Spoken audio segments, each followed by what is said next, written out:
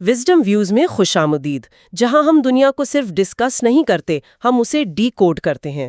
جی آج ہمارے پاس کچھ تحقیقی مضامین اور رپورٹس ہیں جو ایک بڑا سوال کھڑا کر رہی ہیں۔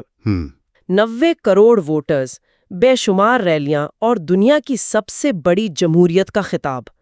لیکن کیا ہو اگر یہ سب صرف ایک دکھاوا ہو؟ یہ سوال آج کل بہت اہم ہے واقعی۔ تو کیا بھارت واقعی دنیا کی سب سے بڑی جمہوریت ہے، یا کہیں یہ ایک پیچیدہ سیاسی فریب تو نہیں بن گیا؟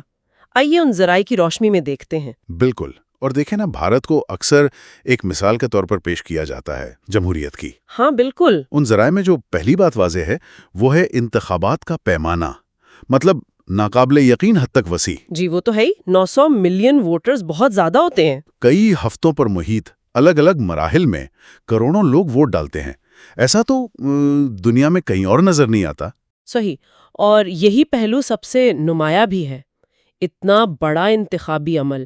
لیکن یہ ذرائع ہمیں یہ سوچنے پر بھی مجبور کرتے ہیں کہ کیا صرف ووٹ ڈال دینا ہی کافی ہے؟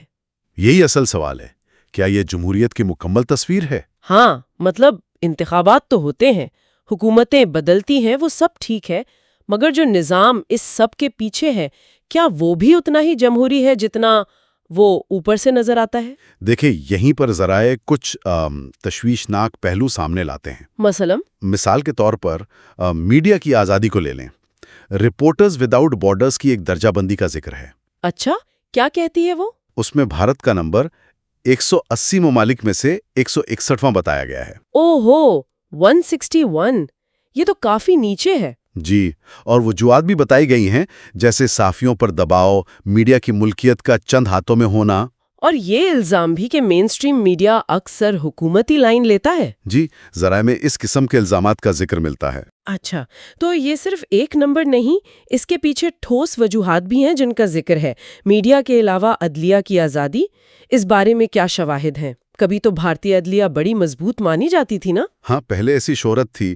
ذرائع اس معاملے میں ایک ملی جلی تصویر دکھاتے ہیں۔ ملی جلی کیسے؟ مطلب ایک طرف تو آزاد عدلیہ کا ڈھانچہ موجود ہے، وہ تو ہے، لیکن دوسری طرف کچھ اہم کیسز میں فیصلوں میں بہت تاخیر، یا کچھ حساس معاملات پر عدلیہ کی کہہ لے کہ منتخب خاموشی، اس پر سوال اٹھائے گئے ہیں۔ تو کیا یہ سمجھا جائے کہ عدلیہ کی غیر جانبداری پر بھی کوئی دباؤ ہے؟ ذرائع اسی طرف اشارہ کرتے ہیں کہ شاید دباؤ موجود ہے۔ اور یہ دباؤ کیا صرف اداروں تک ہی ہے، یا عام شہری تنظیمیں جو اختلاف کرتی ہیں ان تک بھی پہنچ رہا ہے؟ ذرائع کے مطابق تو اختلاف رائے کی جو جگہ ہے نا، وہ بھی سکڑتی ہوئی نظر آ رہی ہے۔ اچھا، کچھ کارکنوں کی گرفتاریوں کا ذکر ہے، بعض اوقات کافی سخت قانونوں کے تحت۔ اسی طرح کچھ این جی اوز ہیں یا اپوزیشن لیڈرز، ان پر ٹیکس کے چھاپوں کی خبریں بھی ہیں۔ تو کیا یہ قانون کی حکمرانی ہے یا اختلاف کو دبانے کی کوشش؟ ذرائع کیا کہتے ہیں؟ ذرائع یہی سوال اٹھاتے ہیں کہ اصل مقصد کیا ہے۔ یہ تو واقعی پریشان کن بات ہے، کیونکہ جمہوریت تو عوام کی آواز کا نام ہے، ان کی طاقت کا۔ بالکل۔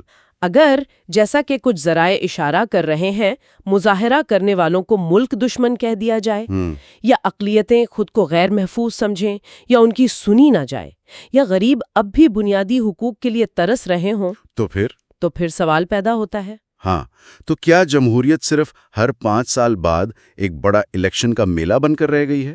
اور دیکھیں نا، عالمی سطح پر بھی ان چیزوں کو نوٹ کیا جا رہا ہے۔ جیسے مثال کے طور پر فریڈم ہاؤس کا ذکر ہے ذرائع میں۔ انہوں نے بھارت کی درجہ بندی کو آزاد سے کم کر کے جزوی طور پر آزاد کر دیا ہے۔ اچھا، جزوی طور پر آزاد، وجہ کیا بتائی؟ شہری آزادیوں میں کمی کا حوالہ دیا گیا ہے۔ اور ایک اور ادارہ ہے، وی ڈیم انسٹیٹیوٹ، اس کا بھی ذکر ہے۔ انہوں نے تو اسے انتخابی آمریت کہا ہے۔ انتخابی آمریت؟ یہ تو بہت سخت اصطلاح ہے۔ جی، مطلب یہ کہ انتخابات تو ہوتے ہیں، لیکن جمہوری ادارے اور حقوق کمزور ہو رہے ہیں۔ تو یہ عالمی ادارے تو کافی سخت نتائج اخذ کر رہے ہیں۔ اب سوال یہ ہے کہ کیا یہ باہر والوں کے تعصبات ہیں جیسا کچھ لوگ کہتے ہیں، یا یہ واقعی ناخوشگوار سچائیاں ہیں؟ ذرائع میں دونوں باتیں ہیں۔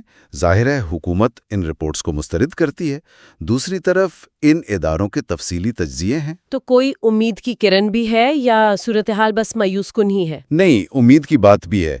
ان تمام چیلنجز کے باوجود ذرائع یہ بھی بتاتے ہیں کہ آج بھی بھارت میں بہت سے لوگ ہیں، کارکن، صحافی، وکیل، خاص طور پر نوجوان نسل، جی، وہ سوال اٹھا رہے ہیں، مزاحمت کر رہے ہیں، شفافیت مانگ رہے ہیں۔ تو یہ یاد دہانی ہے کہ جمہوریت کوئی تحفہ نہیں جو بس مل گیا۔ بالکل، یہ ایک مسلسل جدوجہد ہے، یہ کوئی منزل نہیں، ایک سفر ہے۔ تو شاید اصل سوال یہ نہیں کہ کیا بھارت ایک جمہوریت ہے، بلکہ یہ کہ اسے ایک حقیقی فعال جمہوریت بنائے رکھنے کے لیے عوام اور ادارے کتنی کوشش کر رہے ہیں۔ یہ زیادہ گہرا سوال ہے نا؟ بالکل، یہ جدوجہد صرف اداروں کی نہیں، شہریوں کی بھی ہے، ان کے عزم کی، ان کی شمولیت کی۔ آپ وزڈم ویوز سن رہے تھے۔ آج ہم نے دستیاب ذرائع کی روشنی میں بھارتی جمہوریت کی پیچیدگیوں کو سمجھنے کی کوشش کی۔ کیا یہ واقعی دنیا کی سب سے بڑی جمہوریت ہے یا ایک سیاسی فریب؟